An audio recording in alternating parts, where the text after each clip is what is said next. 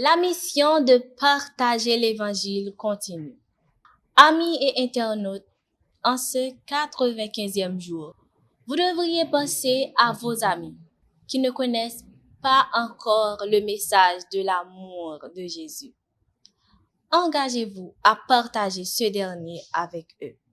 Dans Jean 15, verset 13, il nous est dit qu'il n'y a pas de plus grand amour que de donner sa vie pour ses amis.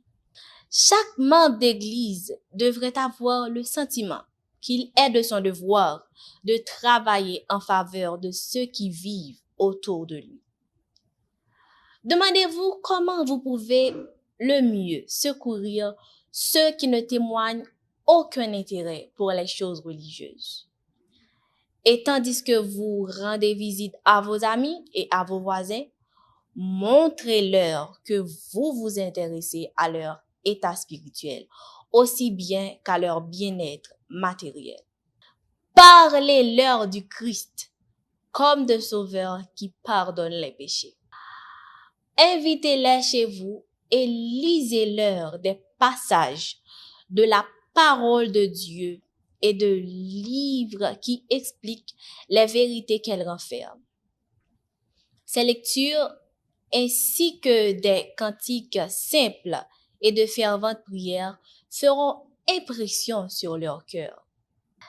Chaque membre d'Église devrait avoir le sentiment qu'il est de son devoir de travailler en faveur de ceux qui vivent autour de lui. Demandez-vous comment vous pouvez le mieux secourir ceux qui ne témoignent aucun intérêt pour les choses religieuses. Et tandis que vous rendez visite à vos amis et à vos voisins, montrez-leur que vous intéressez à leur état spirituel, aussi bien qu'à leur bien-être matériel. Parlez-leur du Christ comme de Sauveur qui pardonne les péchés. Invitez-les chez vous et lisez-les des passages de la parole de Dieu et de livres qui expliquent les vérités qu'elle renferme. Ces lectures ainsi que les cantiques simples et de ferventes prières feront impression sur leur cœur. Que les membres d'Église s'entraînent à ce travail. Il est aussi important que celui qui consiste à aller à la recherche des âmes enténébrées dans leur pays lointain.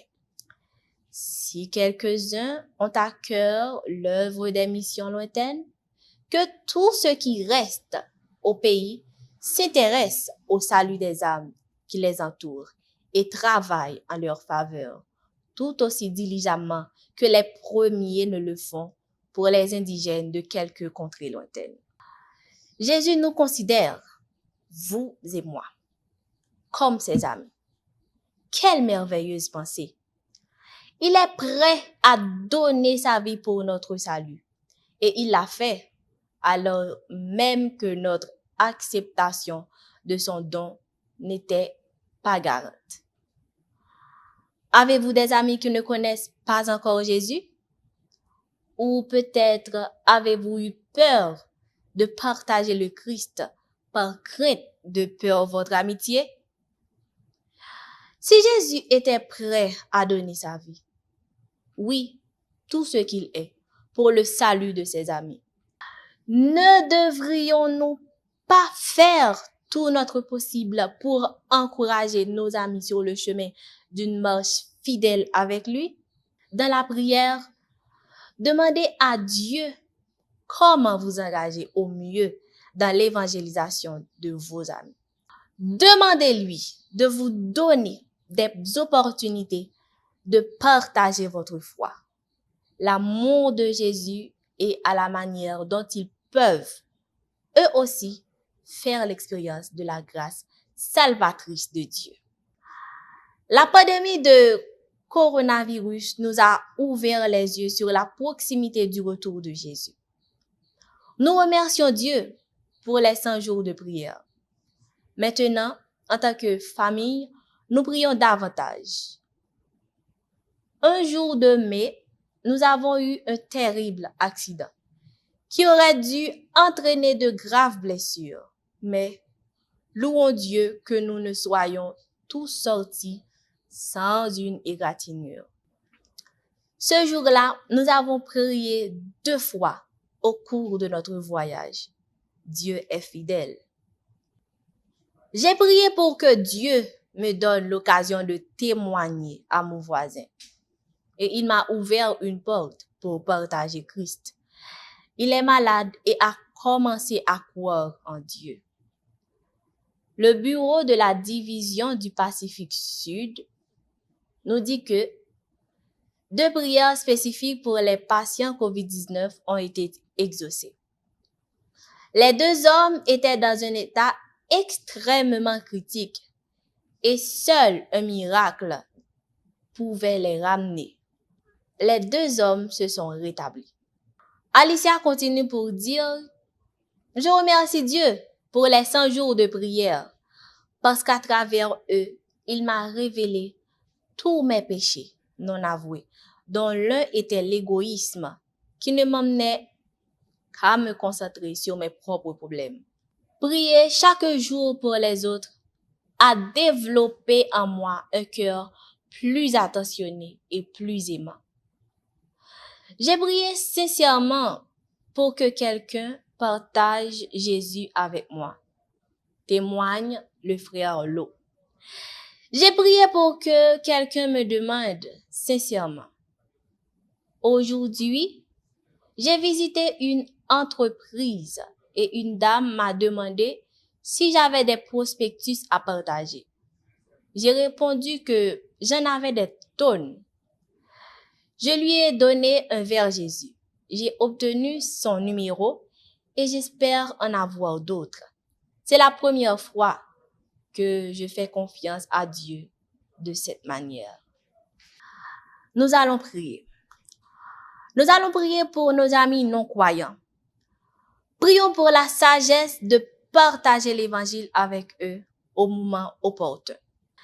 Prions pour ceux qui ont des problèmes de santé mentale et qui se sentent isolés, anxieux et impuissants. Prions pour une église à Toronto, au Canada, organisée spécialement pour les malvoyants et qui offre un lieu confortable pour prier et nouer des amitiés. Prions pour que ce ministère se développe et se multiplie dans de nombreux endroits. Prions pour tous les responsables d'églises locales, les pasteurs ainsi que les administrateurs et les employés des fédérations, des unions, des divisions et de la conférence générale. Prions pour que Dieu leur accorde la sagesse afin de mieux servir leur champ. Prions le Seigneur. Merci Seigneur pour ta parole que nous venons d'entendre, qui nous invite à œuvrer à Jérusalem. Spécialement, nous devons aller et dire à nos amis que tu reviens. Et ils devraient se préparer pour ton avènement, d'accepter ton cher Fils Jésus afin d'avoir la vie éternelle. Aide-nous, ô Dieu, à trouver cette occasion pour leur parler de toi. Nous voulons te prier pour ces gens qui ont un problème mental. Nous te supplions d'agir en leur faveur. Et ceux en ce moment qui se sentent seuls, permets, ô Dieu, qu'ils sachent que tu es toujours là. Même si tous les abandonnent, toi, tu ne le feras jamais. Les pasteurs, les responsables d'église ont besoin de toi en cette période difficile. Accorde-les ta sagesse, ton bon esprit, afin qu'ils puissent encore et encore mieux servir ton peuple. Pardonne nos péchés, exauce-nous du haut des cieux, au nom de Jésus. Amen.